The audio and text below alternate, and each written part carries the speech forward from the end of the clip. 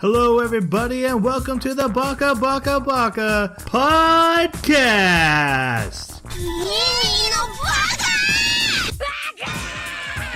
Baka.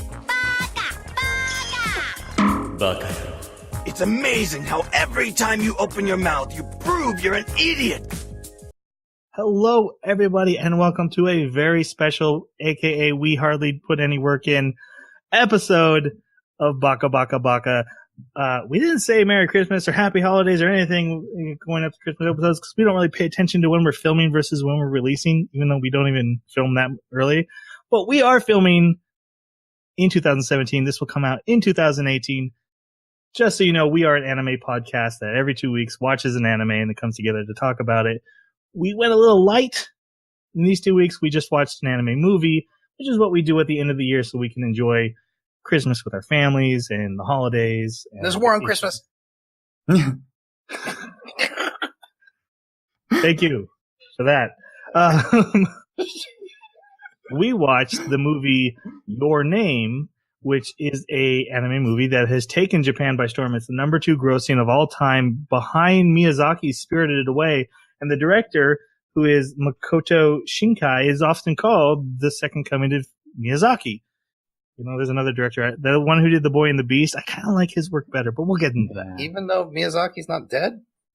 Yeah, and his son is also making movies, but we'll see. A lot of things don't make sense anymore. Right. Yeah. So let me finish up our introductions. My name is Troy, and along with me to digest this movie, I have with me the Ryan Gosling to my notebook, Jeremy. Ooh, that's actually a romance I've seen. I would be so offended right now. Oh, I actually don't mind. I got to watch that one. Watched The Notebook? Oh yeah, I watched The Notebook. I am so confused now. What's really terrible though is that if that's what he picked for you, I'm really excited to see what he picked. I know, me too. Yeah. How you doing, Jeremy? I'm doing great. Been killing zombies in 7 Days to Die. I heard that game is awful. And you're gonna find out firsthand. Jason got me killed today in a prison. What are you talking about? I died first. I still blame you. Along with Jeremy, we have the Ben Affleck to my Geely, Jason. I haven't seen that one. I haven't seen The Notebook though. It's funner for me when he doesn't get them. Yeah. Anything with Ben Affleck is just Ben Affleck. Oh, come on. He was the dude, Ben Affleck was the bomb on Phantoms, yo. And he was the best Daredevil. Huh? Maybe once upon a time. Yeah. Jason, what you been up to besides killing zombies in 7 Days to Die? Definitely more Path of Exile.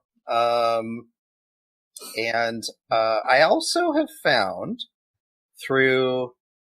So even though I haven't spent any more time on Food Wars, and I've been watching a lot of Gordon Ramsay lately, which is weird. I have discovered a very strong love for cooking that, I've always liked cooking, but never experimented or wanted to try new things or try and improve my technique or anything like that. And it's been a blast. I did a curry soup, which had these meatball patties. They weren't meatballs, but they were little hamburger patties inside the soup with ginger and coriander and turmeric. And it was great. I was swooning all over it. Okay, no lie. I'm in the exact same place as you. You start sending me pictures and you're just look what I invented tonight. It's so great. What have I been up to? Oh, I finally caught up on the Orville. Watched the first season of that. It's a very blatant homage of Star Trek, but it takes the concept. Yeah, if humans became intergalactic species, we'd still kind of be a-holes. We'd still drink beer and screw around. And they're all sitting on the bridge doing Star Trek bridge stuff, but at the same time they're also talking like office workers. Did you hear that guy screwed that guy's wife? But to be fair, they tell very different stories with each episode. Some are very deep, philosophical. Some are comedic, some are classic Star Trek. It was enjoyable for the first season. Absolutely. Did they have aliens? Like, Yeah. I've never heard anything about this. It's fascinating. One of the best episodes takes place between a species of all males, an alien species. They're all males, and this guy and his mate have a baby, and it comes out a girl. And there's a huge controversy of whether to get a gender change to make it male. And different species feel different ways about it, and they have to go to court. And it's the same kind of question Star Trek used to bring up in some of their episodes. But then again, there's also a blob who wants to get freaky with the Doctor and in all the wrong oozy ways. Wow, sounds like Galaxy Quest. It's a little bit of both, yeah. Interesting. Okay, we do have a movie to talk about, even though some of us have different feelings about what we're going to be talking about. I kind of knew that going in. Some would say this is a romantic movie. Troy. What? You need to lay out your cards here. You saw this movie before pitching it to us. I have some experience. You knew exactly what we were getting into. Yep. I stand by my proclamation. I chose this for the clicks. I don't think the clicks are going to be happy. I mean, you guys should see the fan reactions to this movie. It did so well, and people love it so much. That's what I mean. I don't think the clicks that come to watch our video will be very happy. Yeah, absolutely. But you know what? Something I've learned is that even if people don't like you, as long as they click on you. That's true. So let's go ahead and give our non-spoilery reviews. Jeremy, you're probably the harshest, so why don't you go first and just piss everyone off right away? All right, let's do it. You'll know what you're going to get through most of this. Non-spoilery, that's going to be a lot. I feel like that's harder with this one because there's a lot of. It's almost hard to describe without getting into spoiler territory. So, good luck. I think I can do it. Okay. It's got beautiful art. The sound design is good. The characters are very blah for me. I don't get a lot of this. The relationship doesn't really hit home for me. And like I said, I've seen some romance shows. I get what romance is as a genre, even though it's not my preference. I just didn't really feel that for these characters. So yeah, it's really pretty, but it doesn't seem to have the substance I was hoping for. That's really interesting stuff. Okay, Jason, how about you? Jeremy and I kind of did non-spoilery chat about it, and I liked it a little more than he did, but not great. I feel this movie tried to be too many things and wasn't great at any of them. I felt it had a lot of potential, and it kind of fell flat. The characters were tough to relate with, and I think that has more to do with my age than it does the storytelling. But as Jeremy said, it is a beautiful anime. It's got some really, really touching moments, and yeah, it's not great. Okay, I'm apparently. It's hard to say I'm the dissenter when I have like the masses behind me, but also not. I'm very much alone now on this podcast.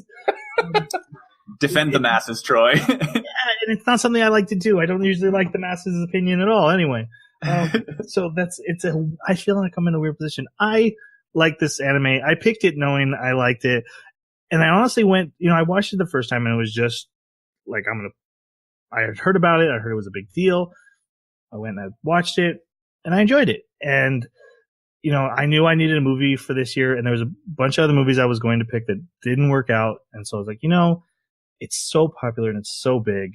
Why not get it on the podcast? And I know, Jeremy and Jason, it's not going to be their thing, but with it being so popular, we can get into what the masses are seeing and what they're not seeing. So that's kind of the idea of it being here. But when I watched it the second time, I still ended with a huge smile on my face. I find the movie charming. It's beautiful. The music cues are some of the best I've heard in a long time from an anime. And I find the story relatable with my own life history, at least the themes. I think I understand what Jeremy's saying, and we're going to get into that. But I find the themes behind it really gelled with me. So, what I would say, if you're a fan of stuff like The Girl Who Leapt Through Time, it's very similar to that, where there's this anime twist to something that seems very subtle and normal. I think that's the best I can do right now in the non-spoiler section.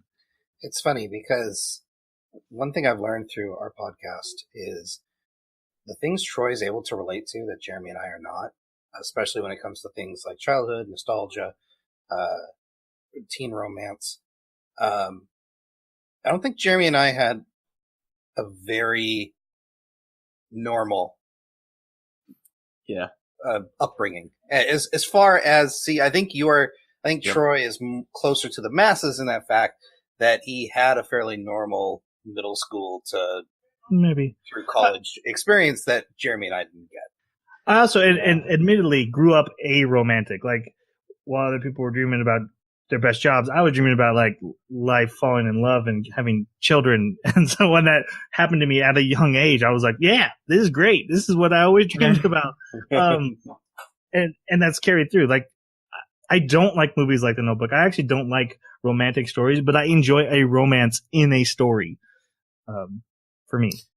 Yeah, I actually, I think Jason's got something there because, just like you were describing there, I was the same way when I was in school.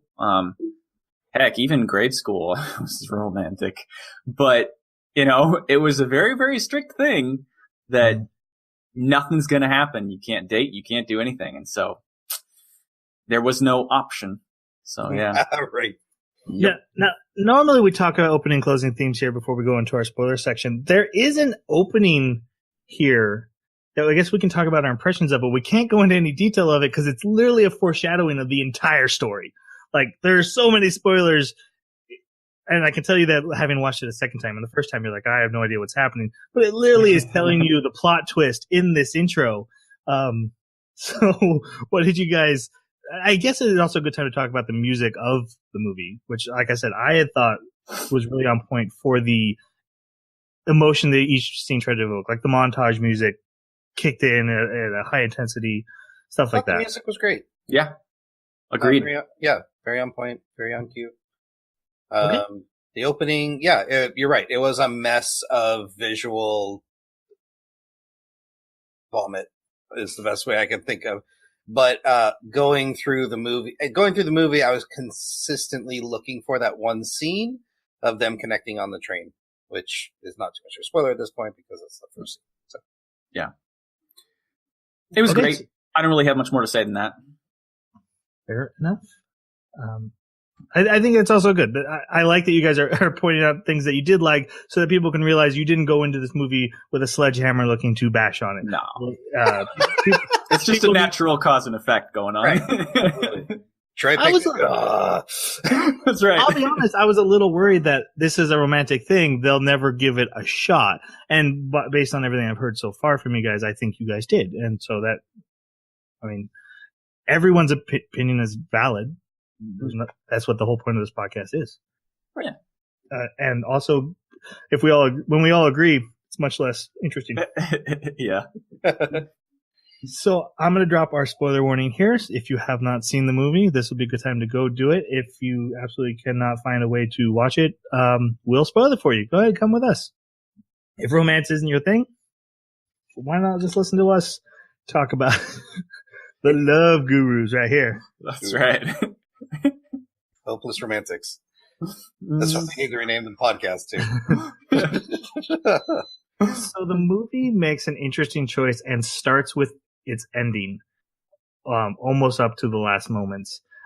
We start with our main characters adults, and we see their apartments, we see their lives very briefly, and them going about their hustle and bustle of their average day, and that they are both broken, missing something in their life, looking out, and giving a montage of how they're always looking for something, which is a theme that will come into play. But yeah, we see them as adults in their adult life.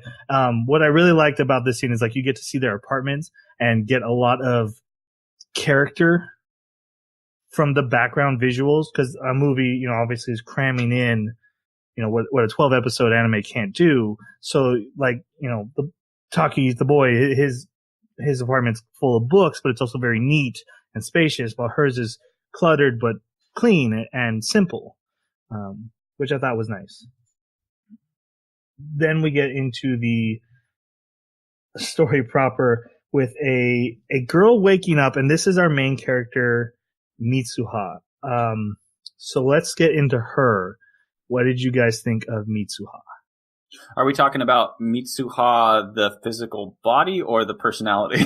Because I think we first get introduced to Taki in Mitsuha's body, right? No, it's the day after. Kind of. No. It's the day after.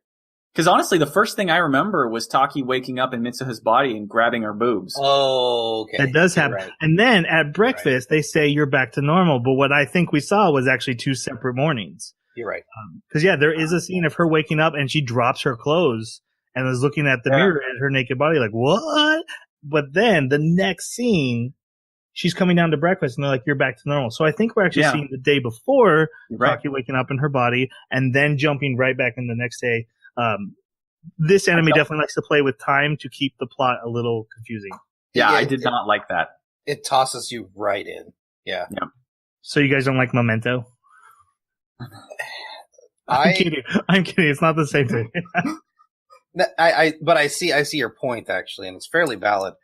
I think the problem is that if you go into this anime blind, like for me, this whole morning sequence is a little jumbled unless you stop to think about it. I actually agree. A lot of the times when they do something like this with the time stuff, I like it. It's going to be a major factor later. This scene in this intro didn't work because there was no evidence that anything could have passed. Like there was no there's no context. Jump to the schoolyard and then jump back or anything. It was immediate waking up and then breakfasting. The audience is going to assume, like we're supposed to, that it's a continuous. Yeah, we're not even aware that they have different hairstyles. Like when he's in the body, it's one hairstyle. When she's in the body, it's a different. We don't know that at this point. It confused me. But at this point, we are talking about the character Mitsuha, no matter what body she's in, the female character. Because other than that intro scene of, also I do love it every time he wakes up and grabs her boobs. I do too. It's a running gag, and it works for me. Yeah, I think there's just a level of sympathy that every honest man has with that type of character where they're like, okay, if you were body switched, what's the first thing you'd do if you woke up in a woman's body? If you're really honest with yourself, that's what you'll do. Even when he's been like, I'm going to be respectful, he still can't help himself. I remember the very first time I told Jeremy about this anime, a long time ago, his first thought was, wait, if he woke up in her body, wouldn't he? I'm like, yep. He does. and the anime is like, yeah, let's just get this out of the way right now. That's totally what he does. Yep. It was really funny because Tanya watched this anime with me and she was cracking up during those parts. And she's like, yeah, but that wouldn't happen because the hormones in her mind would mean that she wouldn't actually behave that way and they'd be different. And I was like, no, you don't get it. It's magic. So I'm pulling the Troy argument here. It's magic, Tanya. Let him have the boobs. Leave it alone. I think one thing I appreciated about all the characters, and especially our two main characters, Mitsuha and Taki, is that they both, like, all the characters in this anime are flawed, and I really, really like that. It helps you connect with the characters. They're not these stoic heroes, but they're relatable characters. And even though she was a very young girl, and I guess not very young, what is she, like 17, I believe, 16 and 20, somewhere in there. Like that. She, it was easy to see things from her point of view, especially that entire first day that you go through with her, from her morning, finding out that she did some dumb stuff the day before she doesn't even remember, to the end of the ceremony. And it's really easy. The writers did a good job of helping you take her perspective and kind of seeing where her faults are, but also where she is in life. And I thought she was hopelessly naive in some cases, but then like stoically heroic in other cases. So she was, and I think this gets into the problem of the anime trying to do too many things at once. But yeah, she's kind of complicated for me as far as what I think of her as a character. But when we get to those points in the story, can you bring that back up? Yeah, because I kind of want to know where you thought that, but I don't want to jump too much into future story. So particularly for her first day, this whole arc of her first day, very just normal anime schoolgirl. Yeah, a little naive, caring, but the teenage, I hate my life, I wish I was somewhere else kind of stuff. Which doesn't jive well for me, be watching it as a 35-year-old man. So, but, you do what you do, right? Sometimes true. You have to. Jeremy, what did you think of her? I didn't have a problem with her, but I didn't find her interesting either. She just kind of bored me the whole time. I don't know. Neither her nor later when we talk about Taki, nothing really had any gravitas for me in their personalities. They just seemed like you could pick any teenager at the school. But this is slice of life. I know. Maybe that's just the problem for me is like, you don't have anything interesting about you you're just like, I could pick any student at the school that's male, and chances are they're probably 90% you. And that's boring for me. So I didn't find her character interesting for that reason. See, I would agree with what you just said about Taki. With Mitsuha, I see a lot more depth. I feel that she's actually the only well-developed character in this movie. Especially Shrine Maiden does need to play in because that's a very unique profession. Not just the Shrine Maiden, but the mayor as a father. And what that represents to me for her character is she's torn between this modern age and old responsibilities. And her father, he abandoned one and chose the other. And her grandmother abandoned the other and chose the first one. And she's stuck in the middle. She wants to leave for Tokyo and get out of this Shrine Maiden life. She doesn't want to take care of the shrine. That's very much her father. But yet she's building the braids and doing this super embarrassing Shrine Maiden dance like her grandmother wants. And she's torn between these two worlds. And these two worlds are literally coming to a head in this story that she has to face up to both of them. I found her arc to be interesting. Now with Taki, I actually fully agree with what you said.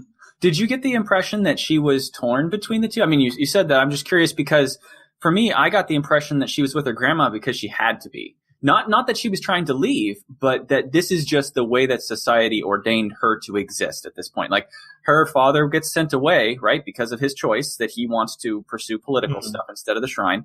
And so the grandma says, get out, and she keeps the children. I don't think the children had a choice because, the only things that I saw her do in reference to the shrine activities was be embarrassed, not want to do it, and even yell at the gods and ask not to. So I didn't get the sense that she wanted to continue doing those. Grandma specifically said, you guys are going to be staying with Grandma from now on. I guess for me, the split comes from the way she views her father. She has no respect for this man. He embarrasses her. She does not like his choice. She's not like, man, I wish I could go live with dad, or I wish I could be like dad. She looks down on father's choice as well as being embarrassed by the Shrine Maiden. It's almost like neither one is good for her. And rather than I want both, it's both are negative, and I don't know where to put myself. Oh, I can agree with that. Yeah.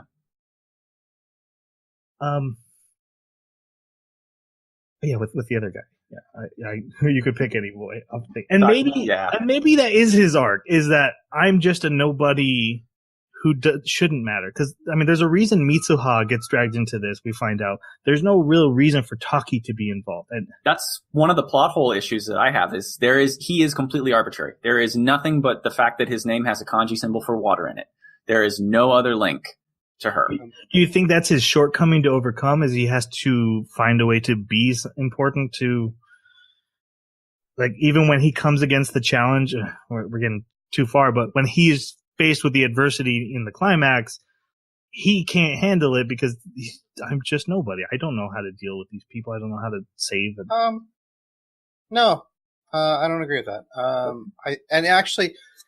I did want to say this. What was refreshing about Taki is he was not a NEET. He was not. That was refreshing. You're right. Yeah, he wasn't an otaku. He wasn't some stereotypical magic is happening to me shut-in that's always on his computer and that's all he wants to do. He was a normal dude trying to make his way in Tokyo. I actually liked Taki as a character. He was relatable as far as I don't know if I want to date or not. I'm just trying to make my way in life. I found him being awkward with women and people in general, very relatable. Yeah, I did too. I feel you, man. And he, I don't know, he was, but the problem is that both of them were very pick any person and you could do their story. And I think the story was built around that. I think it was built around you take two very everyday people that have stuff going on in their lives and this thing is happening to them. I think that's the intention of the story is why they seemed bland. It's weird because I agree with both. I do actually very much enjoy Taki. I find him relatable, but when I sat down and tried to think of his arc and how he evolved, I was having a really hard time. He just kind of seemed he evolved. It was a coming of age. If you noticed him in the restaurant, if you noticed him in Mitsuha's body, he was shy. He was reserved. He was he lashed out sometimes. He was very regressive and passive. And he, not to get too far into it, but he takes it upon himself to go on this journey with no other explanation. Like no one pushing him to it. Like people discouraged him from doing it. And I think that's kind of where I connected with him as well as a character. One of the reasons I liked him, because he was like, no, I need to do this for me. And I need to do this for the person that I'm going to go see. I like that. So first off, we get Mitsuha's day, which again is just regular small town life. She's embarrassed by her father, who's the mayor, and who's apparently also a little bit corrupt. But everyone's like, even if he wasn't the corrupt one, there'd just be the next corrupt one. So that's fine. And people keep mentioning to her, like, you were weird yesterday. What was up with that? She's like, I had a weird dream. I don't know what you guys are talking about. And then we do get the scene of her as a shrine maiden, first having to make ribbons with the grandmother and then having to do the dance because there's a big sacred ceremony coming up. Apparently there's also a comet going to fly by. No one seems to notice that's a huge coincidence that's happening. We all agree it's not a coincidence that this town gets bombed by a meteor, right? This is the third time it's happened. Yeah. Wait, it's the third time? Where the shrine is, that's an impact site. The lake is an impact site, and then this is the third impact site. Something's calling meteors to this town. They need to move. You're totally right. Like every 12,000 years, right? Or 1,200 years. 1,200 years, yeah. Yep. I'm assuming the story never gets. I'm assuming there's a god involved in all this. They do mention a god. There's a shrine. So this is Jeremy already mentioned it. This one of the things that pisses me off about this movie. Not just like I don't like the movie because of it, but it makes me upset because it's this is one of those movies that like there were some times where it caught me emotionally, and so like I wanted it to be good. It's got too many plot holes and big ones, and unfortunately this is not just choose your own adventure, deity, comet, space aliens, make thing happen. It's not that nothing's explained; it's that even through the storytelling, nothing's really given to fruition. You're expecting me to, on hand-waving anime, that said comet is causing these events. Okay, that feels really lazy. Yeah, I have to agree. Even if we were to take it a step further and say that it had something to do with the god, Like, because it happened after she made that prayer. Or no, it actually happened before she made the prayer, because it happened the previous day. So it can't have anything to do with that. It just, nothing really makes any sense. Yeah. Like, if you try to break it down backwards, it becomes more of a paradox than is valuable to have as a paradox. It just becomes ambiguous in its beginning. It really felt like the writers were like, we have this great idea for a slice of life / romantic / kind of comedy, where we're going to have these two people exchange bodies. How do they do it? Doesn't matter. We'll have a comic go over. Okay, perfect. Hey, that'll provide us with our impetus to have some kind of danger and resolution at the end too. We can tie the meteor into it. Bam. So it felt, again, it ties back to I'm trying to be too many things at once. You know, I've said it before on this podcast, but my favorite Stephen King stories are his short stories. And the reason is because he doesn't take the time to explain why there's a tiger in the bathroom. You know, why there's a monster in the basement. There just is. I think I would agree with you guys if this was a 12 episode anime. Being a 2-hour movie, I'm kind of okay with them just being, here's some fuzzy things that maybe is causing this, but what's important is the character's journey because of this. So then the question becomes, is this happening to anyone else? Why would it only happen to 2 people? Why wouldn't it happen to a slew of people in this town? Why does it only happen to this one family? Right. Well, How hang is on. this family connected with the... Hang on. The grandma also says later that this has happened to her and it happened to the girl's mother. So right? that means it has nothing to do with the It impact. has nothing to do with the meteor too. So like, why is this you can't happening? say it. You can't say no. The meteor passes over. Well, it has nothing to do with the impact. Well, it only lands every 1,200 years. I would assume the meteor only orbits this close to the planet every 1,200 years. The rest of the time, it probably is out in the solar system on some elliptical orbit. It's not explained. It's not even touched on. It's not even hinted at. I'm surprised Jeremy didn't like that, because usually that kind of thing where there's scattered clues throughout the story of why it could be, and you get to form your own hypothesis. And usually that's the kind of thing he latches onto and beats to dead horse status. I think it's.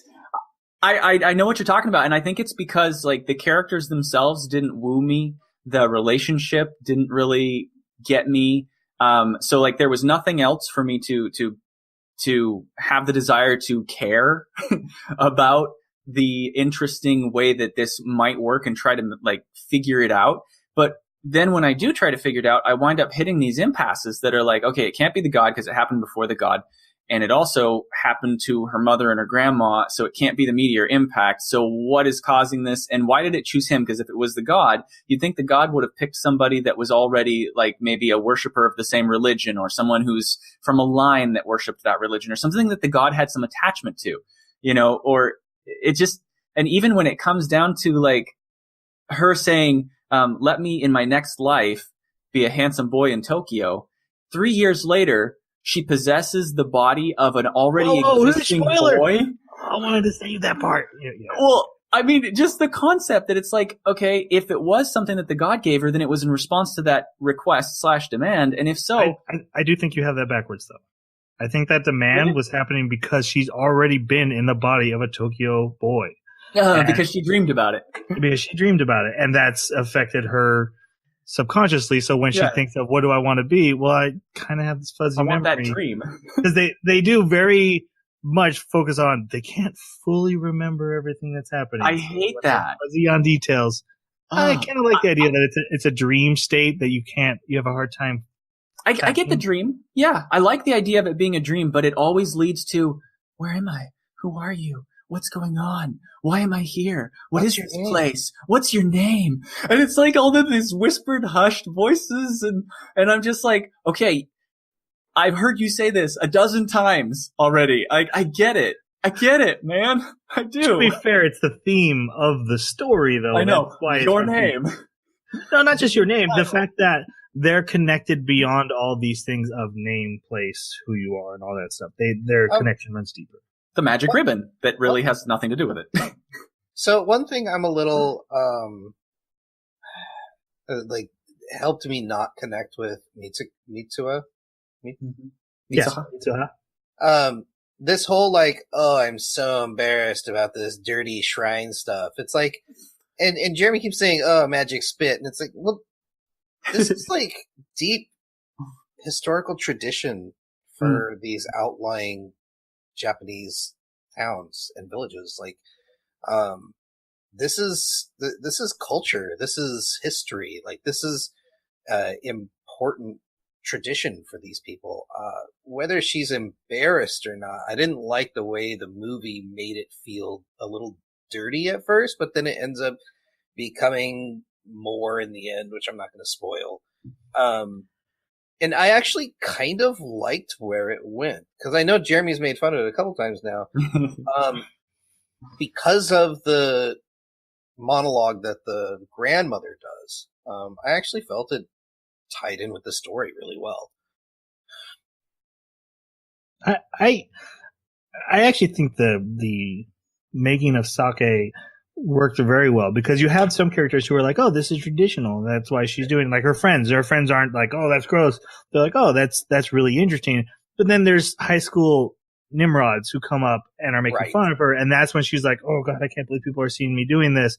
And you know, I've again, it's way back in high school, so it is hard to relate to that moment, but that moment has happened to a lot of people. I remember that, you know, like, oh my god, I can't believe he's wearing a Dragon Ball Z shirt. You know, wait, this isn't dumb. In years, people will have podcasts about this kind of stuff. What are you talking about? But at the time, a bunch of Nimrods who don't know any better made me feel embarrassed about something that's not embarrassing.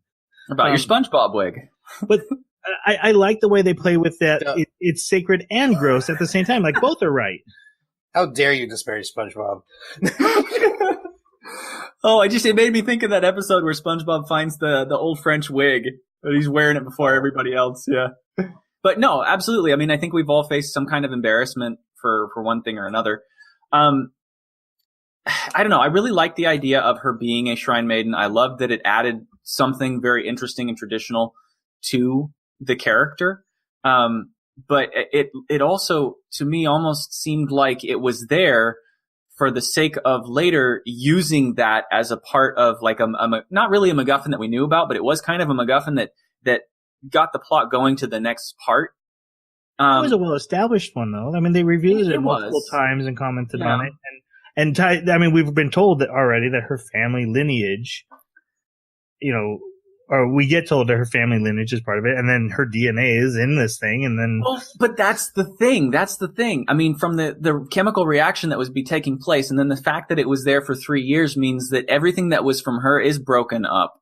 The bacteria in there so there is no DNA in there. It is not her anymore, unless you're talking about the spiritual aspect.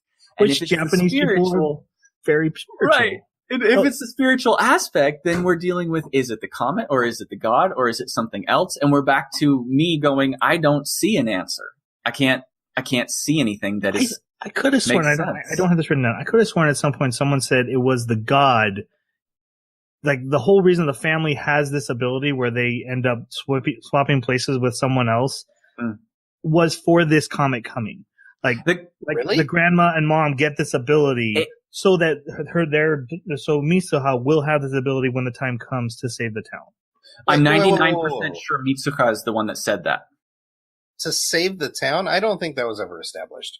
No, I think Mitsuha said that, because I remember her saying it while looking at the portraits of all the people in her lineage, and the grandma had just said, oh yes, this happens to a lot of people in our lineage. Your mother had it, I had it, and then I remember Mitsuha's was in voice. Her body at that point. Yeah, it was Taki who said it. So it was Taki talking as Mitsuha. Okay, I think that's a legitimate confusion there. Again, I felt like the movie gave enough clues that if you wanted an answer, you could put one together, even if it's not satisfying. You could fabricate. Yeah, you could. Exactly. You could fabricate one, but you would know for a fact that you're just fabricating it. Like, there's not enough foundation for you to be confident of any kind of answer. Yeah, but I don't think that's what this isn't a science. Yeah, the point of the movie isn't to explain the science of this thing. Yet another mark against it in my book. Well, I mean, should we move on to Act 2 at this point? Oh no, we have to finish Act 1. Oh, we're not done. Oh God, that's right. After the Shrine Maiden, it's okay. This actually goes pretty fast. After the Shrine Maiden, she actually does wake up as a boy, which she had wished for the night before. I want to be a Tokyo boy. And she wakes up as one. And she has school life, and she gets to go to a cafe with his friends. She has to work at his job, and she meets the girl he likes. And then she leaves she realizes he left messages behind for her on the previous day, so she leaves some messages behind, and they start a journal in the phone where they can talk back and forth, and writes comments on the arms and stuff. I like that. That was cool. And then the next day, when she finds more messages from him and he finds the messages from her, they realize, oh, these aren't dreams. This is legit. And that's kind of how the first act ends. And then we get into probably one of my favorite scenes was the montage of them switching places, and they establish rules of like, okay, you can't spend all my money. You gotta quit working so much. Well, then quit spending the money. Well, it was very much like they were a married couple. This is part of the nativity? No, not naivety. Naivety. Yeah, nativity is something else. It's Christmas time, so. That's right. That's right. No, this is part of the naive. Oh God, how naive she is. Being naive. Naive. Like, she has no concept of what reality is like. Like she said it she said it in the cafe. You know, well, it's just a dream. I guess I'll just spend whatever money I want. There was no concept of other people in her head. There was no concept of responsibility or accountability. And you know, that's to be expected because you're taking this young person, putting him in this older person's body that's got a job, that's got, you know, a real life, has an apartment. Which I get, but it played into this naive girl that was just trying to play boy. And, that was part of her naiveness that I was talking about earlier. I think at first it's forgivable because she does think it's a dream. So like first when she's like, I can spend all my money. So I'm specifically talking about when they're establishing rules and she's like, you work too much. And he's like, yeah, I work too much because you spend all my money. This is like, she just doesn't get that concept of responsibility, which makes sense for her character, but was a little irritating that she then turns it around in later acts to be like this responsible, like, I'm going to take action kind of person. Which I guess circumstances could help turn that around for her, but it just seemed out of character at the moment. I saw it a little bit as Country Mouse, City Mouse too, somewhat a little more than age. Like, you know, she doesn't go to cafes and she is already a shrine maiden, so there is no jobs to get, where he's self-supporting himself basically with a, father in a small apartment. So it's just very different lifestyles, and having to learn how the other, like he's doing bullying basically, like, oh, people are talking bad about me, I'm going to start kicking stuff over in this classroom and taking care of it. And having to learn, like, in the country where everybody talks about you and every opinion folds down double on you, that's not the way to handle situations like that.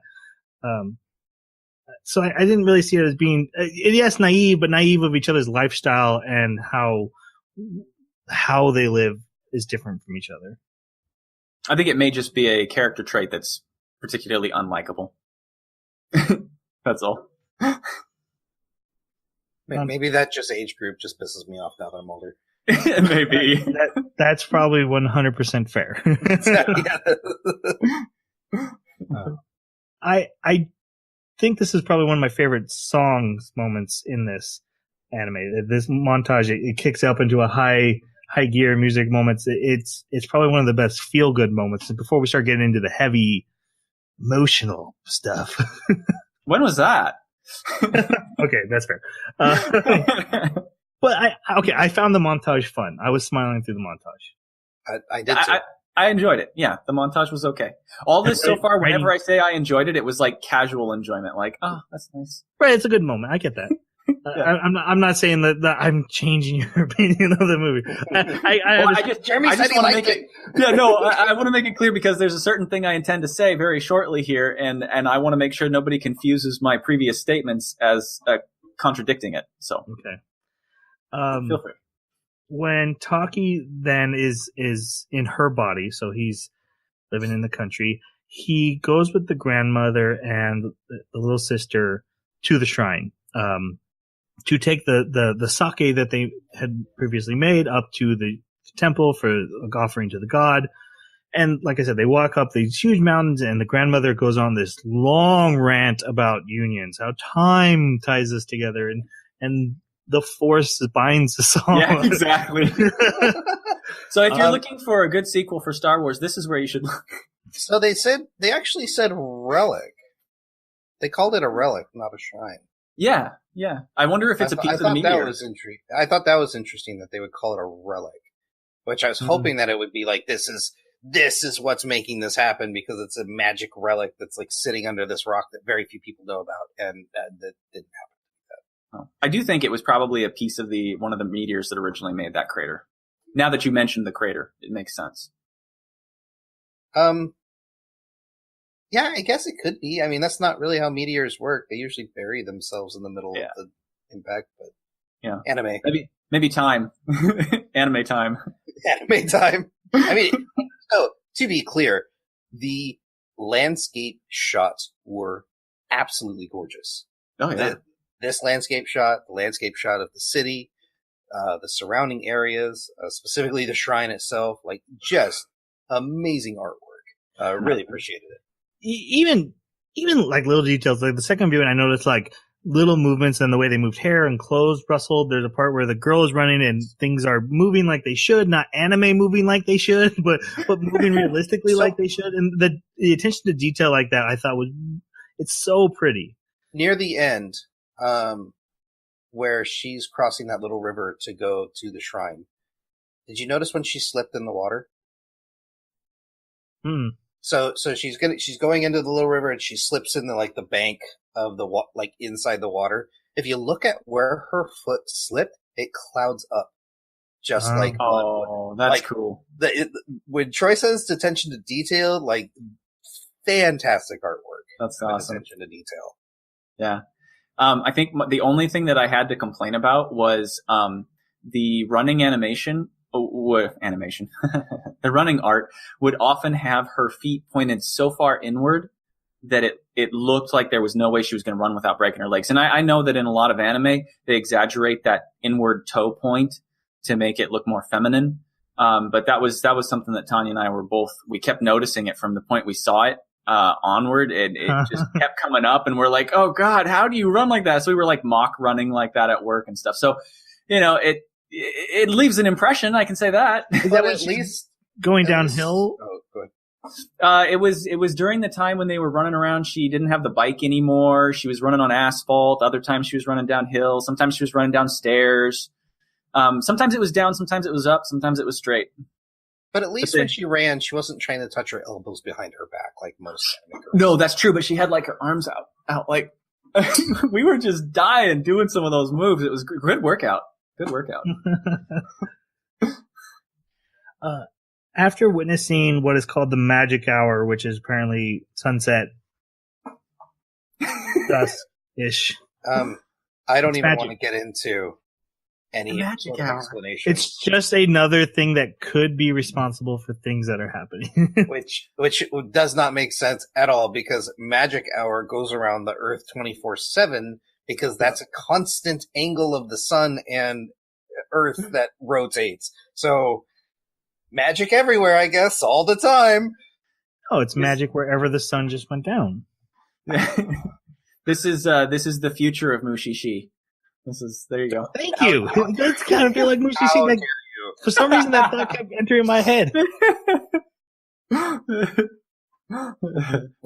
Nothing was streaming out of anyone's eyes except tears. So. That's true. And even those weren't very frequent, and they always wondered, why am I crying? But we should get to that, because Taki wakes up after the magic hour. Doesn't go through the whole day. Wakes up suddenly and finds himself crying. Which I didn't get. I didn't either. Really? That seems Every- obvious. Why am I crying? Why am I crying? No, I get there was emotion, and emotion goes to new body. I get it. But then for them to sit up and go, why am I crying? And have no recollection, but that emotion is still there, that's dumb. So to drop a spoiler, to me, in her body, he figured out after that she's going to die. And then woke up I didn't get that. Forgetting that happened. Because this town dying is famous. Yeah, but he didn't figure that out until he was in his own body. Way later. He found that out on the road trip. Then we're not told. I am speculating. He could have figured that out and then woken up and then forgotten, but that emotion carried through. Because we don't see his day finish. The magic hour happens, and then it's gone. And I just feel like with him being close to that impact site where everything just kind of becomes a little more clear, his full memory of that meteor, which he did witness and would have known about, hits. Wait. Not when they come out of the shrine, doesn't it? No, it doesn't hit when they come out of the shrine, but he witnesses when... I'm just saying, when he's in her body at that shrine, because of the magic hour, because of being at that shrine, his memory comes back of, oh my gosh, this is the town that gets hit by a meteor. And all these people are going to die. And then he wakes up, memory wiped, the emotion state. I think that if that's what they were doing, they needed to telegraph it better. They didn't tell us. Yeah, we didn't know. Not a single idea in my head that was what was going on. Now that you described it, I could see that as being an intention of theirs, maybe, but they needed to tell that more clearly then. So this, to me, was the first of a few subtle clues to start hinting at the twist. Because there are a few things that happen that are a little odd and a little random in the next few scenes that start setting up the big twist. For instance, after he wakes up, he goes on a date that Mitsuha has set up with his coworker Okudara, and while they're at the museum, he gets fascinated by these pictures of this village. And he recognizes them, and these pictures are in this museum, and it doesn't tell you what they're for, but he's like staring at them. The reason they're in the museum is because, hey, this is the town that got exploded. But again, at that museum, it didn't say a town impacted by meteor. Like it didn't. No. There was no clues. It was just wait. That was Ichimura. That was the clue. That's a really crappy clue. The fact that it's in a museum, you're saying, is the clue? Wait, it's not just a town. It's a crappy clue because there's not a big sign saying, hey, here's the answer? It should say, like, the commemoration museum or something, like, in memory of or something, but I didn't see anything like that. There was no indication that the town is now gone. Right. It's just like, hey, this is a view from nearby. You would really enjoy seeing this place. It's pretty, so we have pictures. Could be. There are plenty of still living towns that have still pictures existing that have beautiful landscape pictures hanging up in other towns. Like, sure. That is a normal thing. This alone is not the answer, but it is a thing of, was that just pretty pictures or was that a memorial? But this movie doesn't invoke enough to make me ponder that during the watching. Yeah, they hadn't given any, like I said, they didn't telegraph the previous thing well enough for me to even be suspicious of the town. I was entirely... You didn't ask yourself, why would he cry? I asked myself and I had no answer. Yeah. I'm like, I have no freaking clue why he's crying. He's just a big wuss. Like, I thought... That's all I got. No, this was my thought. Such a beautiful scenery, and her love for the town transferred over to him, and it was such an emotional welling that he started crying. That's all I got. I have an issue. I want to bring it up now before I forget, but I have an issue in regards to the way that they forget. So, like, when you wake up from a dream, and this isn't always the case for every dream, but if you wake up from a vivid dream, right, you have a period of time where you remember more details about it. And if you know this is going to be happening on an every other day basis because you have notes in your phone, why don't you keep, like, a notepad with a pen next to your bed or something so that right away when you wake up, you can write down, key things that are important. Itamori, location such and such. And find these things out when you're in that other body, because clearly they remembered what had happened on the last time that they were in the body. They also remembered each other's cell phone numbers. And you're right, because they try. Plot hole. Wrong. Boom. And this is a big problem I have with this anime. She remembers her own phone number and puts it in his phone. Yeah. No. He even tries putting her phone number in his phone. No, he dialed a pre-selected at number in his phone. It was already in. He went to her name and clicked call. She had entered her number in. Oh, okay. Okay. That's fair. Okay. Which, So then, in Japanese culture, I believe, is actually more like swapping numbers is much more free. Hands-on. Hey, let's just swap numbers all the time. Because they, the kings of cell phones, right? I guess I could see that. I hope I'm not being racist. That's my understanding from what, anime is most of the culture I get from Japan, so maybe I'm making wrong assumptions. Well, if anybody comments about it, we'll correct the notion. But it doesn't really matter. Megumi grabbed what's his face's cell phone and put her number in it. Yeah. Hey, that was a pretty good anime. Who was Megumi again? I don't remember. He was the evil book girl the one that twisted your words. Oh my god! Okay, I know who you're talking about. Yep, yes, she did. We go back to Mitsuha, and she's upset, and we're not told why. Again. Again. This is definitely playing fast and loose with the story, because there's another twist that they have jumped over at this point in the storytelling. At the same time, he is trying to call her on the phone and is getting no answer. He tries to text message her, he tries to call her, nothing's connecting. Another clue to the big twist. Which, yeah.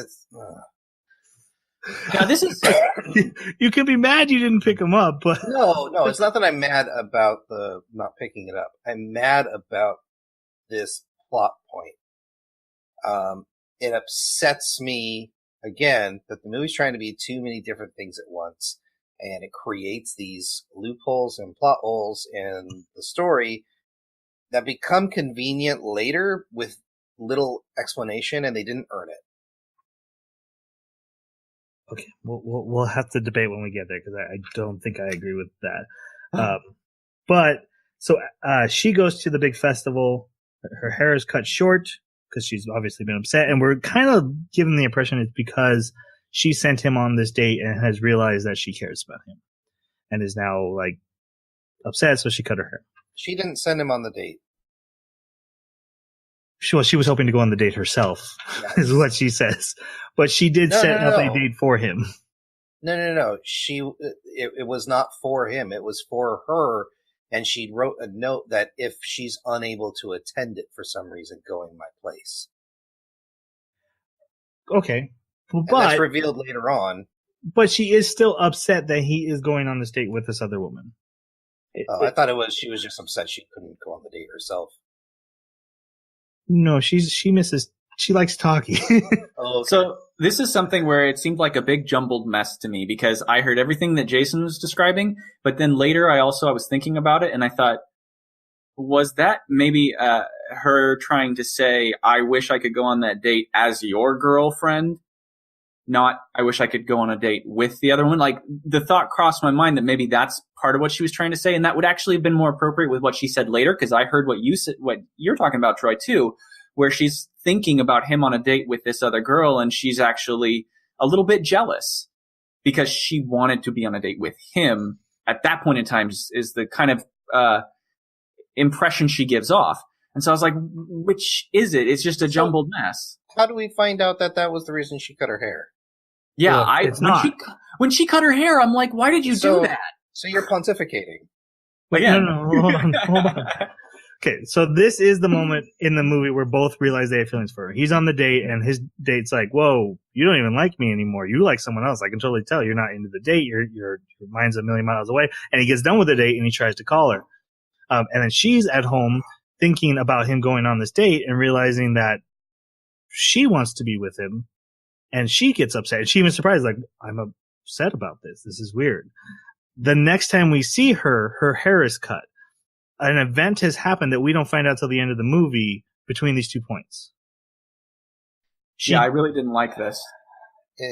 It was not clear. This time skipping around is really frustrating because they don't telegraph it very well. And so you're like, okay, she just cut her hair for what reason? And then later they give you this flashback of the train and you're like, that all happened before she cut her. Why did you show me linear? Troy has a little bit of an advantage here because he's seen it twice. It's kind of like someone that's seen Fight Club 2 or 3 times, and yes, you get to pick up on the clues. Yeah, you're right. Because watching it the first time, completely taken surprised by the twist. Watching it the second time, being like, oh, this connects to that. Yes. I see the points of light. But unfortunately, this anime wasn't good enough to warrant a second viewing. Yeah, I would never watch it a second time at this point. So I wouldn't get the benefit that you're having. So like I wouldn't get to enjoy that. Oh, look at these twists. I can actually, recognize them and appreciate the value of the hard work that they put into writing this in. At this point, I don't know what it meant, and it doesn't mean anything to me. I think foreshadowing would have worked better than these hints and clues that are without context mean nothing. Or something else, like some other something tangential to like keep you interested and make you want to come back for some emotive connection that you have to it, so that you'd still be like, oh, I had so much fun with that, I want to come back and watch it again, and then you'd get all of these in the second run. With Fight Club, when the reveal happened that no, I'm you. Spoiler alert, by the way. For like a 20, 30 year movie. Yeah. When that happened, as soon as the movie finished, I was like, I have to see this movie again. I've got to go see those clues. I've got to go dig deeper because it was so compelling. I did not feel compelled in the slightest to watch this a second time. Mm-hmm. Yeah. Okay, that's fair, but that's not the clues' fault. That's the movie's fault. That's fair. Yeah. So my point is that the clues were bad for a first time viewing. Yeah. It's like the necessary things to make the first time viewing satisfying enough to come back and enjoy the clues just weren't there. So the clues might have been great on their own, but they might have been great as clues, but that just means that you're missing the necessary signals for the plot. Because if you're going to put clues in with zero context, that will only make sense on a second viewing. I forget what my point is.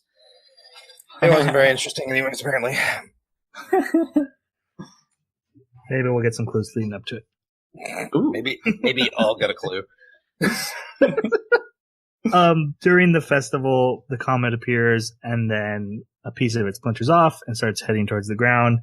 Actually, it splinters into a ton of pieces, right? Yeah, a lot of smaller meters, but there's a big one that matters.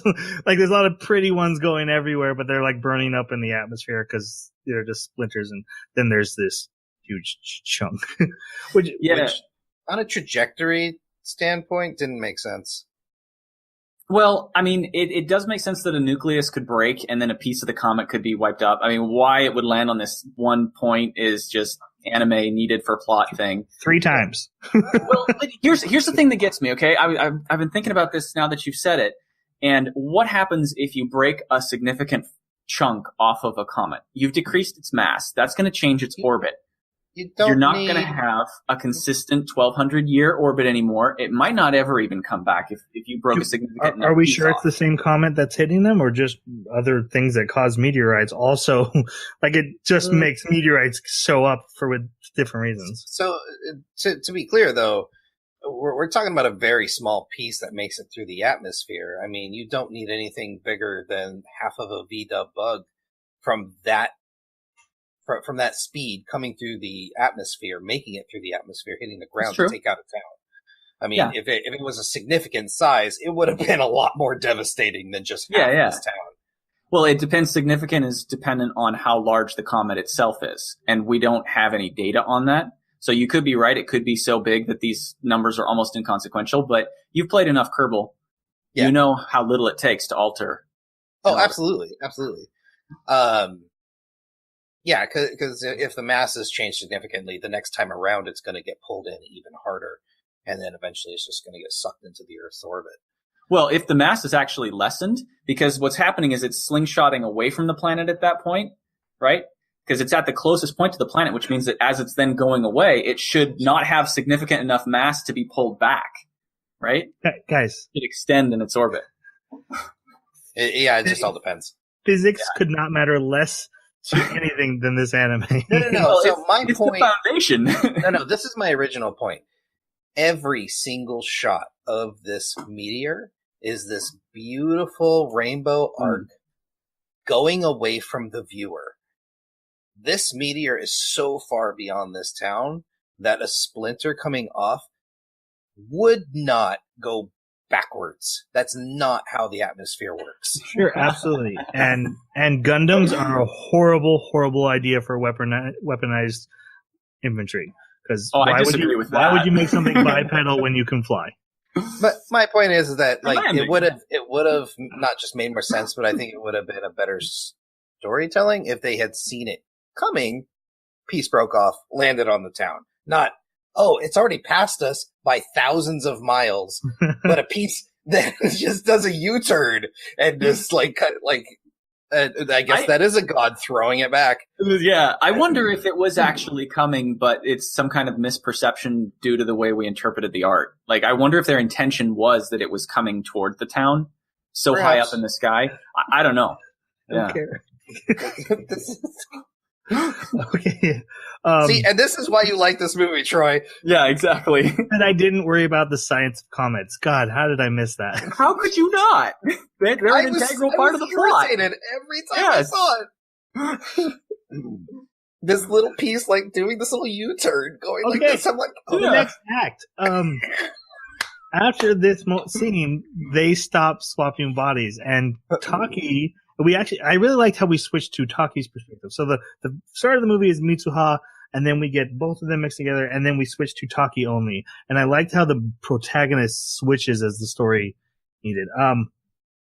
Taki becomes obsessed with finding out this village and figuring out where did Mitsuha go.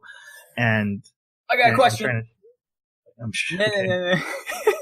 Is it more about the comet? Physics of comets, though. I'm moving on. It's not physics of comets, no. This is a question in regards to the cell phone. So we saw that the diary entries, the journal entries, all started disappearing when he accessed them because he was trying to remember, I know this was real. But yes. Oh, I thought it happened just now because he tried to make the phone call and then he started forgetting things and no, it happened on the road trip. Yeah, it happens when he learns the full truth. Really? Because he's going to go, look, I'm going to prove it to my friends that I've got this stuff on my phone. And then it just all starts jarbling and then disappearing. Right, okay. Carry on then. We'll talk about it then, I guess. Okay. Basically, after spending a lot of time drawing all the architecture he can find and getting the image of the village as best he can remember from his memory, he goes on this cross-country road trip to all the outlying villages that he can find. And the girl he went on a date with and his best friend find him and end up coming along with him. And they're just kind of there to bounce story off of so he can talk out loud to someone. But basically, after not having a lot of luck, they come to a ramen shop and they're like, oh yeah, my husband grew up in that town. And he's like, yeah, it was destroyed. That girl's been dead for 3 years. Okay. This is the point at which I turned to Tanya and I said, okay, I'm interested now. It's how long? I got up from the couch, walked over to the computer and checked. 50 minutes. It took me 50 minutes to actually care about this show and be interested. This is where it lost me. It's compelling enough. This is where it lost me. Interesting. So that's where it lost you. Yeah, so this is where the movie lost me. And I've mentioned this before on the podcast. Time travel, time manipulation, anything to do with time, I get really picky. And it's one of the reasons I love 12 Monkeys so much with Bruce Willis. Excuse me. The moment you start messing with time and timelines is where you start to not just lose me as a viewer, but it starts to create more and more plot holes, more and more questions and more paradoxes. Like, okay, well, if these people survived, where have they been all these years? And if they've been there all these years, why hasn't he been there before? And then like, it's this cascade of garbage. So again, with the trying to be too many things in one movie, the time jump sucked. It created a disconnect for the characters, created a disconnect between the viewer or me, and it created this just unsatisfying moment in the story. Now I see where the emotional impact was laid, and also where it was laid for the rest of the act. I get it. I just didn't like it. I have to say that for me, this was the only thing that caught my attention, because up to this point, what's at stake? Their relationship? Now we got a whole town. We got a whole... Says the guy who liked The Notebook. All right. Hey, The Notebook was like rich with pain, man. There was so much pain. This, not that much pain. Look at Troy's face. For our audio listeners, this you gotta get to this point in the YouTube video. The look on his face was amazing. Okay, pain. There wasn't any pain in this. There was nothing at stake. They didn't even know they liked each other until just now. Again, the too many things plot. Yeah. If this was a romantic comedy, and you just kept it at that with this little bit of tragedy of them trying to find each other, I think it would have been a really satisfying ending. And I would have been bored out of my mind. Right, but for an emotional comedy like standpoint, like that would have been really neat. But anyway, sorry, I didn't mean to cut you off. I'm really frustrated at how good this movie could have been. I can tell that. Yeah, you're looking at the potential of what you're seeing, and you're going, I wish they'd gone this direction with it instead. I'm actually kind of doing the same thing because, Troy, you mentioned in the pre-show that the director even said that there's things that he would have liked to have been able to do. Yeah, the director himself feels this is an incomplete movie, that 2 years was too fast to get everything into the story that he wanted. Mm-hmm. And I have to say, I think that the bones are there. Like, even with everything the way it is right now, I think the bones are there and there's a lot of flesh on them. I just think that it needed more attention to some of the details and some telegraphing and things like that. But I really like this because for me, all of a sudden something was at stake. All of a sudden there was something that I could get behind these characters being motivated to solve a problem. Because, you know, had it just been, yeah, she exists. She's in this town in a rural area. You find her, then what happens? You don't like each other. You do like each other. Things go on. Somebody gets in the way. Your relationship's hard to establish. You don't really know how to communicate with each other because you're country mouse and city mouse. That's the big problem. Like, that's just not enough of a plot for me. I need something really heavy hitting. And this was good. This was really heavy hitting. Spoiler alert, that's what happens at the end, though.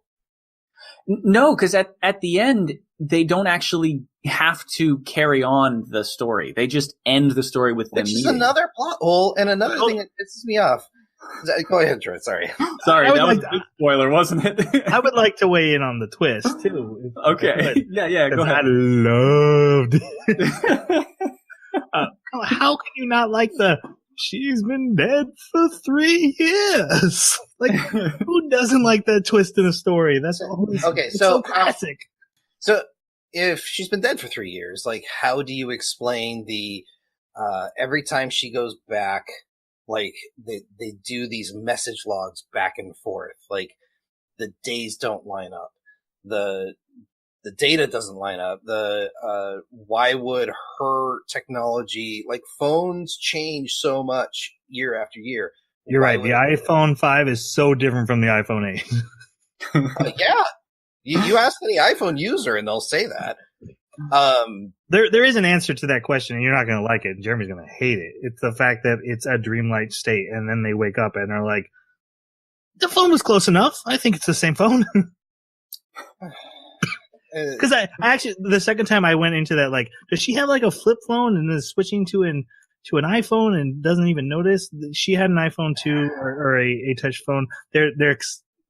the reason they only make it 3 years is to make everything at least within the realm of possibility that they wouldn't notice. Yeah, and the fuzziness of the dream, waking up every day, you wouldn't notice things like dates and important events happening on specific times. Okay, and because we're gonna find out he's been wearing the ribbon that's in her hair every day on his wrist. And, why? And he doesn't, and she doesn't notice. So of course, she doesn't wake it up with it on. He doesn't wear it to sleep, so she wouldn't have noticed to put it on her own wrist. But he would have probably seen it in her room, or at least seen those ribbons around the village. My thought again was that he's just, even if he did notice at some point, it's not going to stay with him by the time he gets back to his body to do anything about it. Well, even what's her face asked him like, "Why are you wearing that around your wrist?" And he says, "I don't know." And but here's the thing with that: there was no dream state when he put it on. He put it on because a girl on a train showed up and gave it to him, right? And so he put it on his wrist. He should remember that. Because if you don't remember why you're wearing something that some girl gave you a long time ago on a train out of the blue, there's something wrong with your brain. And also, no matter how reclusive or passive he might be, like, a girl comes up to you on a train in very close quarters and says, We're jumping a little ahead. Yeah. But says your name to you, like, "Hey, don't you remember who I am?" Like, yeah. I imagine that conversation would have been a lot longer than it was. Oh, heck yeah. I know I would have been like, whoa, wait, how do you know my name? so the time skipping. You're pretty, come back. The time skipping, the 3-year gap, was frustrating to me. And then I'll get into more of why I don't like that story point when we get further into the story. So go ahead. So basically, yeah, they go to the town, they see the impact site, they find a list of the victims, they find her name, her friends' names. What I didn't like is almost immediately after he forgets her name. Yeah. Like he literally just looked it up. But the point is, everything about their connection is fading away. So the connection is this Back to the Future? I mean, God.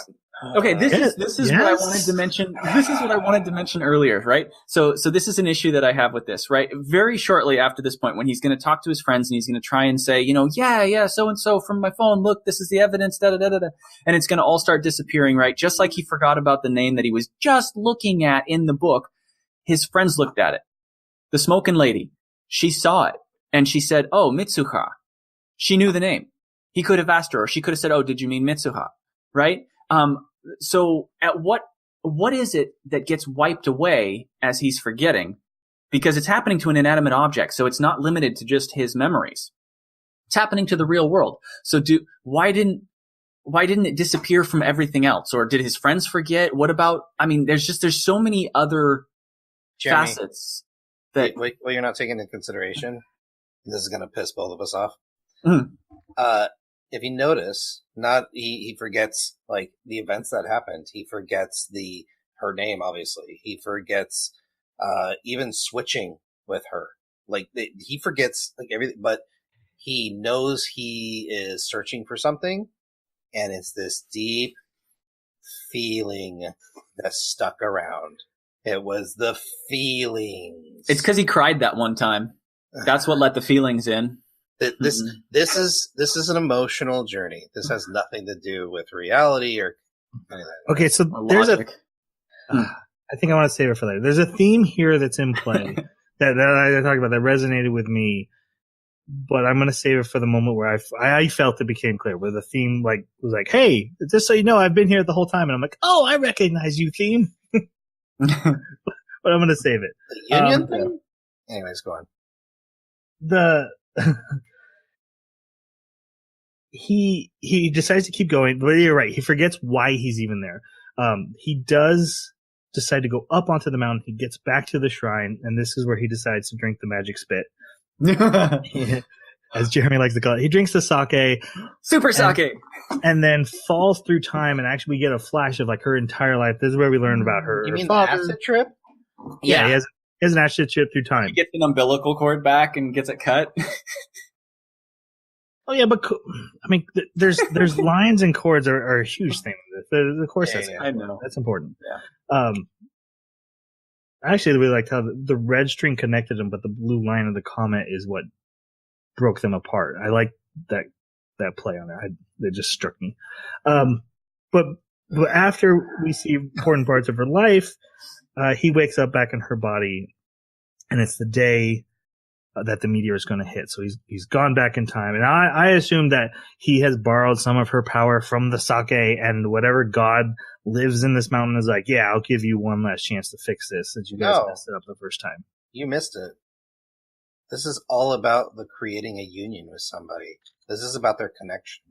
He just took some of her inside of him. And he still has a feeling that there's something important he needs to connect with her for. Like there's something that's really important that needs to happen, and he needs to connect with her. So he finds something of hers that he can connect with her, and it's the whole union thing. He makes a union with her by ingesting the sake, and that helps him reestablish that connection. Oh. Which I don't know if we've actually stated for the audio listeners. The sake is made by her chewing up rice, spitting out the rice with her saliva into a container, and then, in case you don't know what shrine sake is, and then allowing it to ferment in the bacteria to make sake out of that saliva mixture. Right. So that's why it has some of her in it. This is where we get a huge info dump really quick, because he wakes up, grandma's like, whoa, you're not my granddaughter. She's like, but it's fine, because I've been there, dude. Why does she know now? Like, how did she recognize this now? That was another issue I had. Like, you recognize it this time, but you don't recognize it when she comes down all frazzled and not understanding anything and not knowing how to eat breakfast or make it or whatever. All these other times? Yeah, okay, that's a plot hole. Another one. But yeah, so she explains to him, this has been happening for centuries to our family. And oh yeah, by the way, this comet's hit here once before 1,200 years ago. Did she actually say that? Yeah. Oh, okay. I must have forgotten. Yeah, and that's how the lake was formed, which I thought was interesting, because they say that's how the lake was formed, when the shrine is clearly in the middle of an impact crater. That is true. That's when I was like, 3 times? What is with this town? Is it laying on a magnet? You guys need to Pennywise.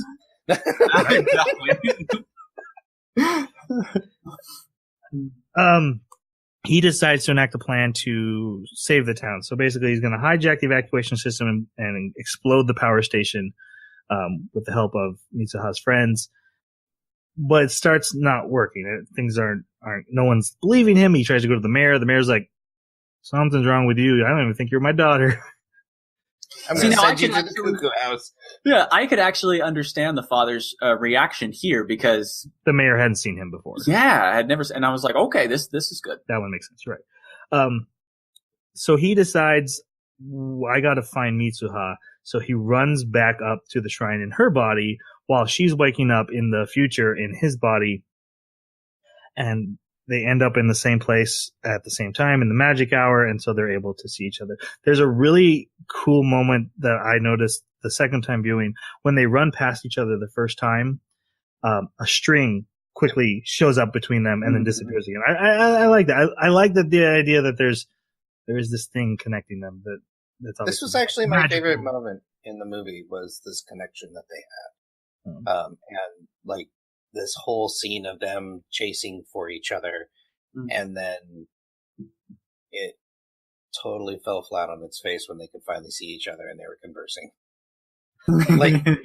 like they're going through this terrible thing that they're both trying to lean in on each other emotionally, and there's not even an embrace. There's no feelings exchanged. Like, the only feelings they finally exchange are like, hey, we should write each other's names down, because for some reason, when we're not body swapping, we get amnesia for no particular reason. Yeah. Man, I couldn't disagree more with you. Okay. Explain. Okay, so they meet. The midnight hour happens. They're able to see each other. Magic hour. Magic hour. Sorry. She immediately starts yelling at him. You drank the sake? Just so you know, they're back in their own bodies too. They switch back at this moment. Which no reason. Magic hour. And just that they've reconnected. she's yelling at him and like, you touched my boobs. He's like, well, yeah. That one time. At one time. There's a moment here where they're almost arguing and she's yelling at him and she's kind of like pointing out his flaws, and they look at each other and they just start laughing.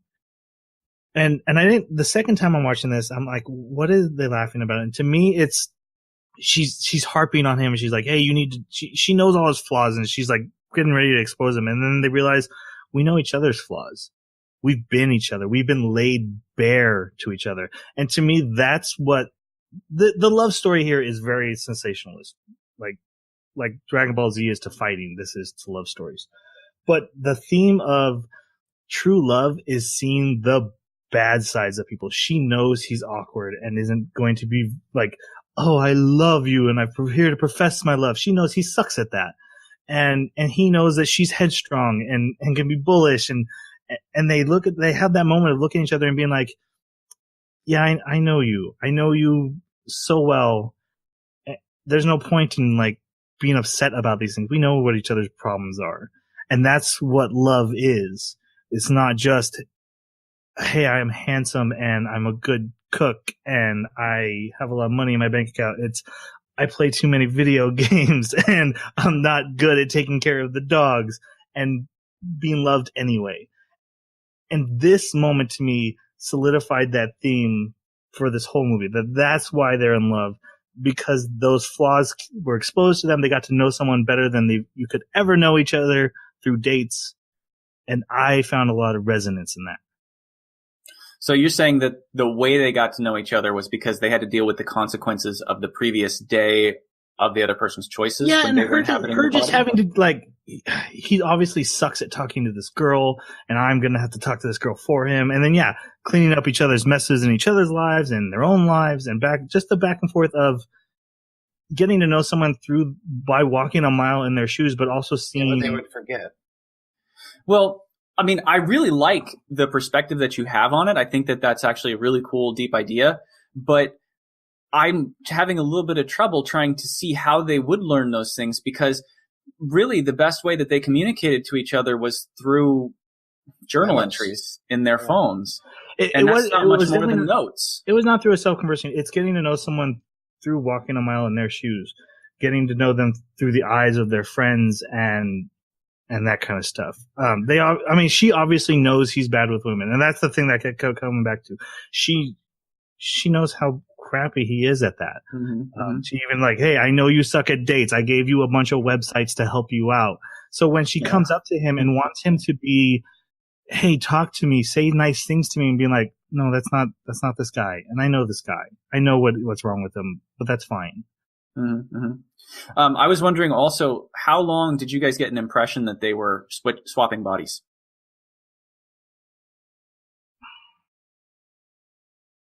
Did seasons pass? I don't think seasons passed. I didn't get that. Summer, spring. I got an impression of maybe 2 months. Like I said, I feel like the love story is sensationalized.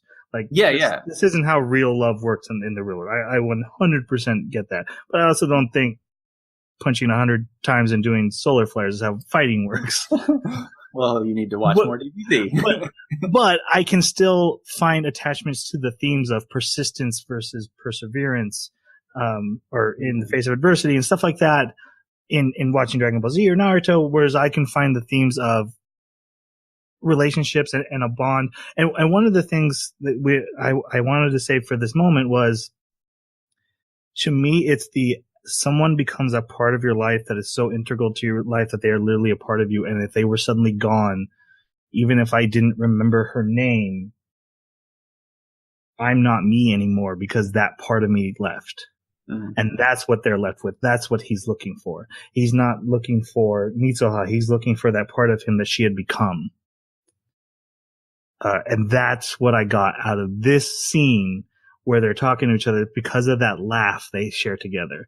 And then they have this is all going tits up. Let's write each other's names down. He writes on her hand. She goes right on his, and the pen clatters. Even though that pen clattering is a really good animated moment. The sound and the way it just clicks.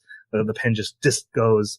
I thought it was a cool looking moment, but not just that, the whole scene with the sense of loss that you are just overwhelmed with from Taki, I really liked. It was a very well done scene. I felt that sense of loss of you've got this person writing on your hand and they're gone.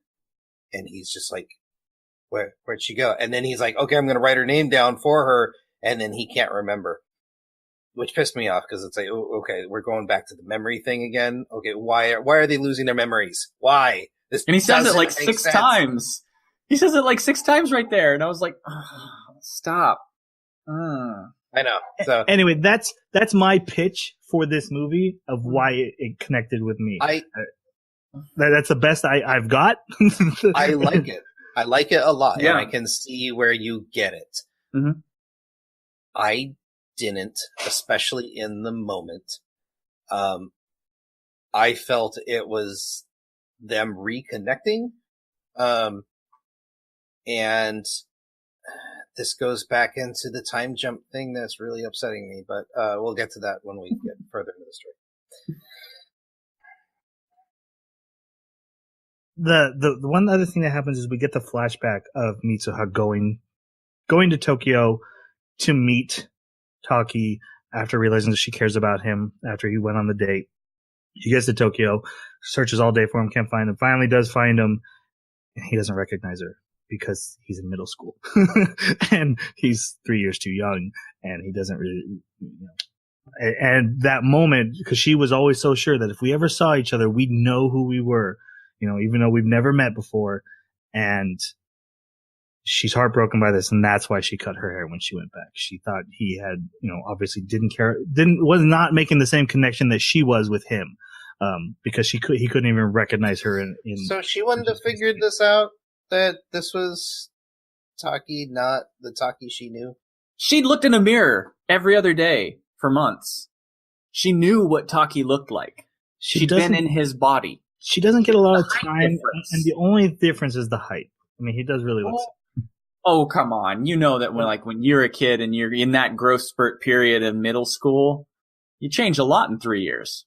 Do you want me to say dreamy memory thingy? Or what do you want? That's exactly what I was about to say. Yep. I liked this twist. I did. I liked the idea. Okay, it's actually really stupid that he's wearing the thing because she's like, that's specifically from that village that we're looking for. That was dumb. 100% dumb. But it was also dumb that he didn't remember or even chase her down because she knew his name. Like, all of that was just... This movie would have been much... So, okay, no, let's hold on to this point until we get, near the end. You want me to finish this up? Yeah, let's finish it up. Let's just meteor strike to the end. Yay! Falcon punch! So basically, his plan starts going into motion at the village, but it's not going well. Most people are not evacuating. They don't care. Eventually, the town officials get a hold of the evacuation system and turn it off and are like, hey, never mind, everybody. She runs back and tries to get to her father, the mayor, to address him. Now, one important thing that happens is she trips on the way, and she realizes she can't remember Taki's name. She's like, oh, but he wrote it down. And she looks at her name, and it says, I love you. Which pissed me off. Yeah, me too. I was like, you freaking idiot. Why didn't you write your name down? What an absolute turd. Yep. But she kind of says, she agrees with you. She says the same thing. Like, that's so stupid. But also, he did say he loved her. And why didn't he go, I love you, Taki? Yeah, exactly. There you go. It probably would have been he would have been able to write it before the pen fell to the ground, right? Before she vanished. It's a dumb character decision and a sweet moment all in the same time. It can be both. Yeah. But, Sure. I like it. Anyways, I knew you would. And I especially like that she got up and is like, that's so stupid. Anyway, she runs to the mayor and confronts her father, ending her character arc of, facing So what did she say to him? We don't know.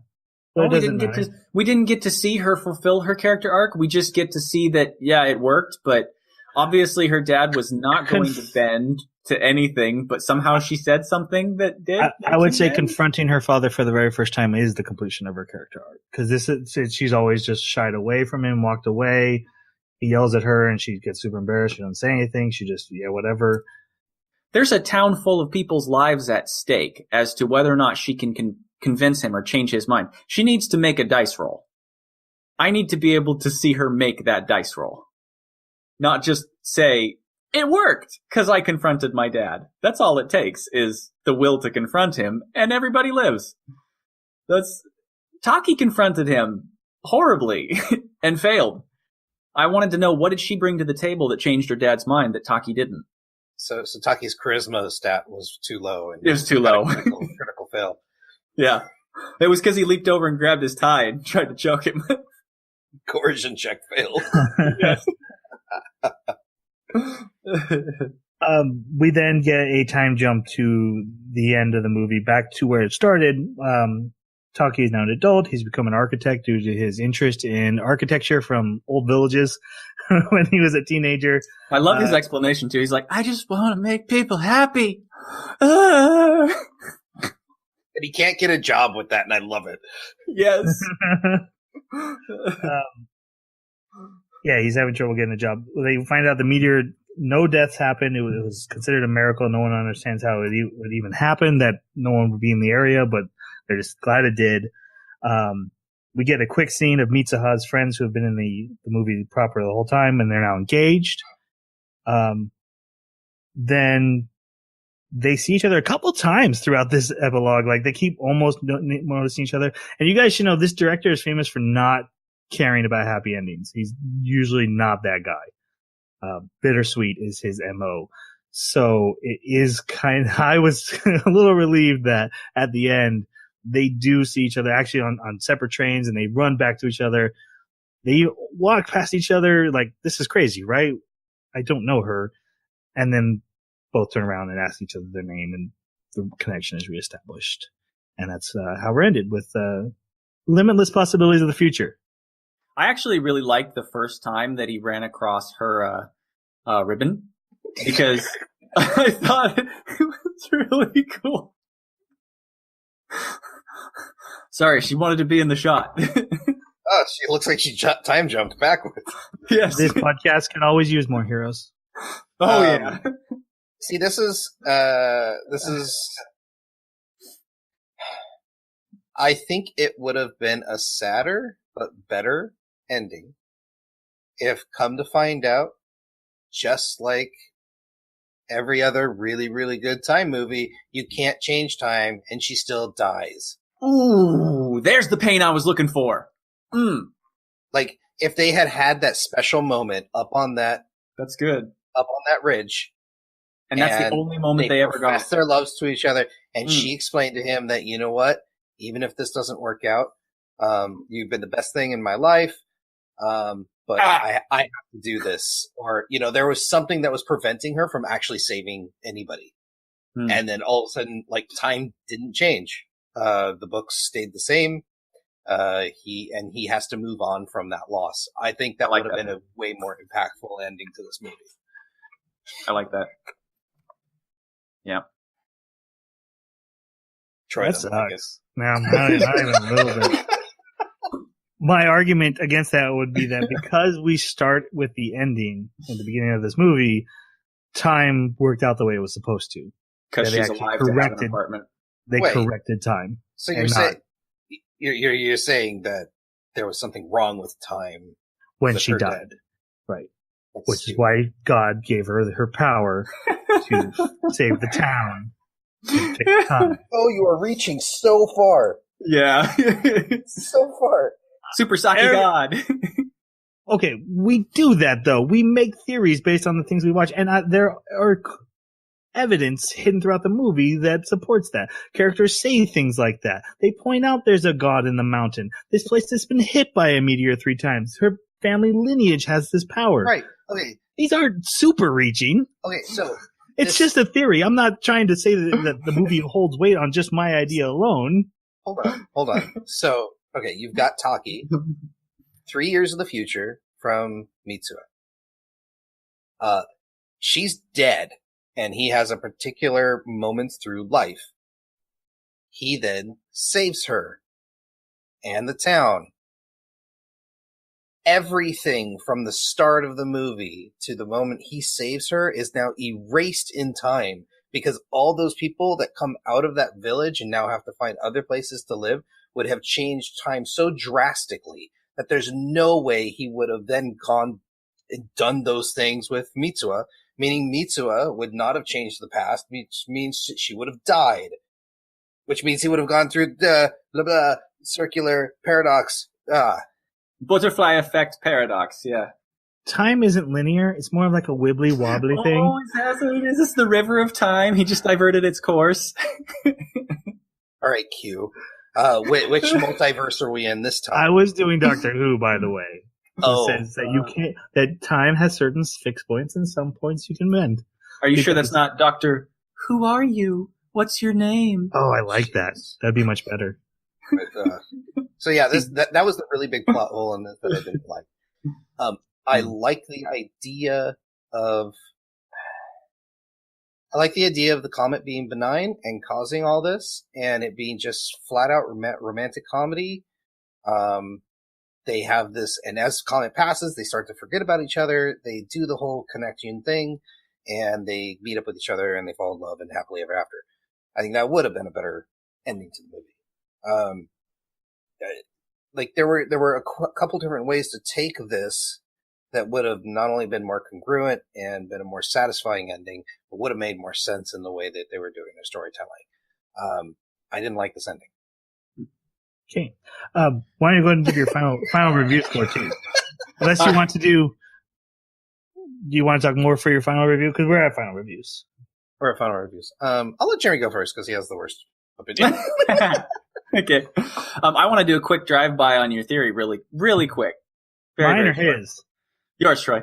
Okay. Just the idea that God, in their story, that God had anything to do, or a God, had anything to do with their switching bodies. And that is that, as we mentioned, like with the grandma and the mother switching bodies as well, was God involved in that too, and for what purpose is...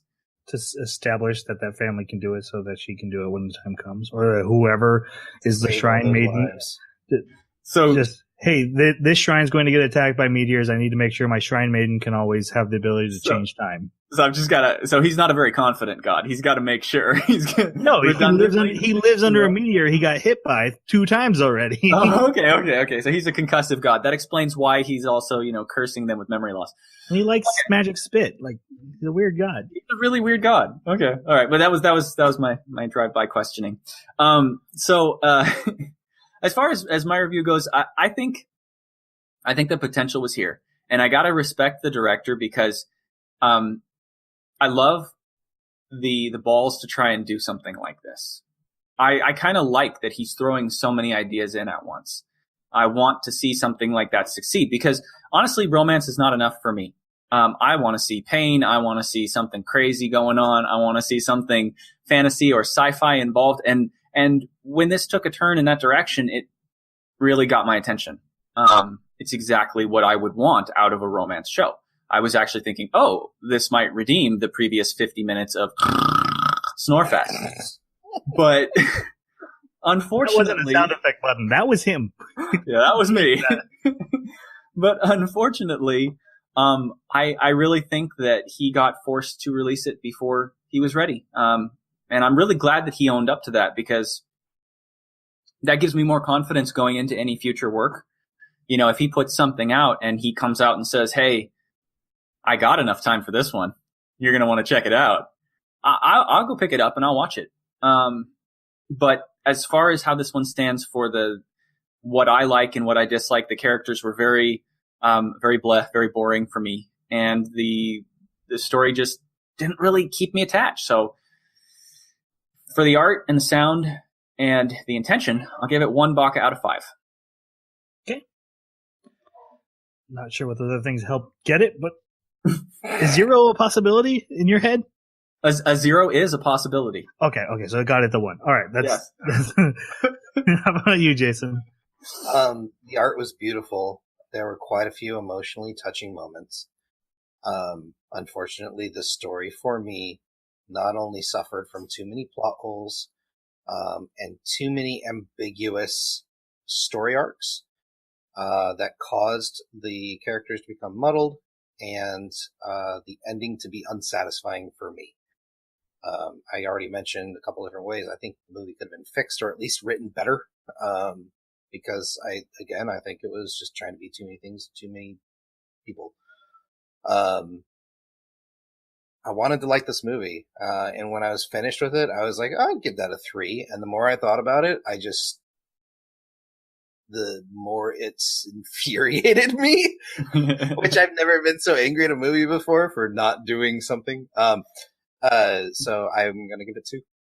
Okay. I want to weigh on the ending real quick. My one thought was, I just love imagining a future where they're married and every morning he wakes up and grabs her boobs. And she's like, why do you do that? And he's like, I don't know, but I have to. Habit that I don't remember? I don't remember. A dream? I had a dream when I was so this anime movie does exactly what I want anime to do, which is take something that feels more generic to me, in this case, a teenage romance story, which I would not show up for, and then give it that anime twist. They're also body swapping. She's been dead for 3 years. Something's weird going on with Magic Spit. I see dead people. And it gets a lot of points with me because it's something I haven't ever seen before. And no, I haven't watched Lake House. Yeah.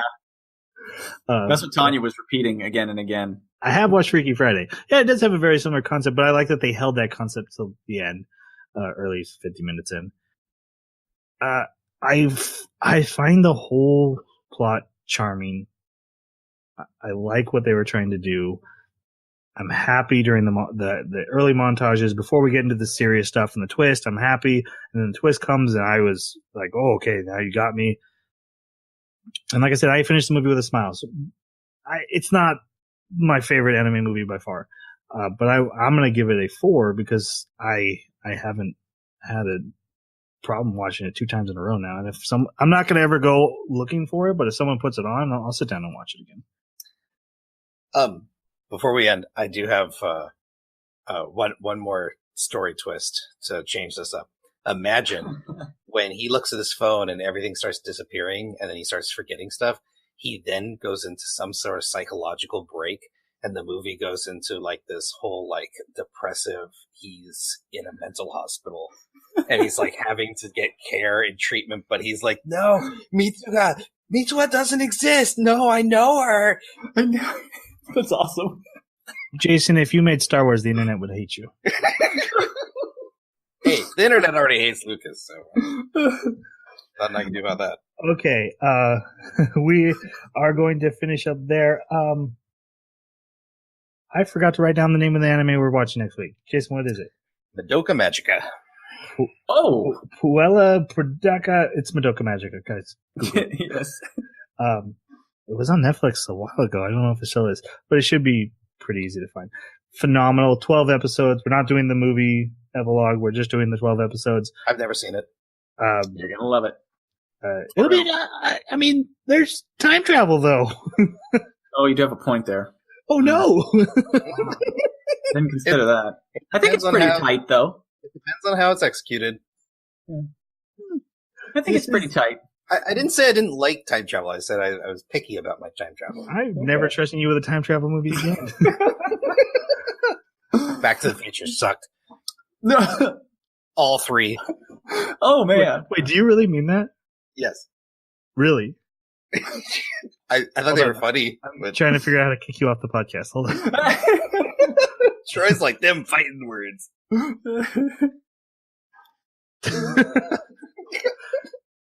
Okay, so that's the anime we're watching. 12 episodes. This is the first of the 2 retro animes that we watched at the beginning of the year that Jeremy and Jason get to whatever they felt they missed or whatever they want everyone else to see, that's their chance to do it instead of something more current.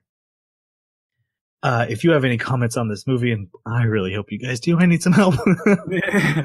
You could write on Twitter at Baka Podcast, or email is theanimebakaclub@gmail.com, or leave a comment wherever you found this podcast. Thank you guys for following along with us, and we're looking forward to 2018. Woo. Happy New Year. A few days ago. Yeah. Release. Okay, let's say goodbye. Thanks for listening. Where am I? What's your name? What's your name? Sayonara.